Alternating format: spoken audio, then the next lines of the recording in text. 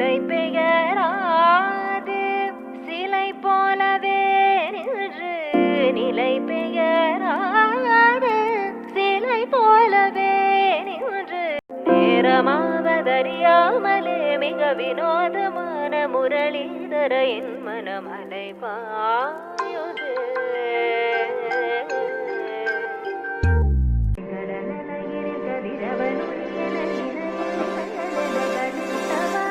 கதறி மனமுருகன அழைக்கவோ இதரமாதருடன் நீ கழிக்கவோ இது தகுமோ இது முறையோ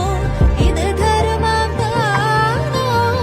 குழலூதிடும் பொழுது ஆடிடும் குழைகள் போலவே மனது வேதனை மிகவோடு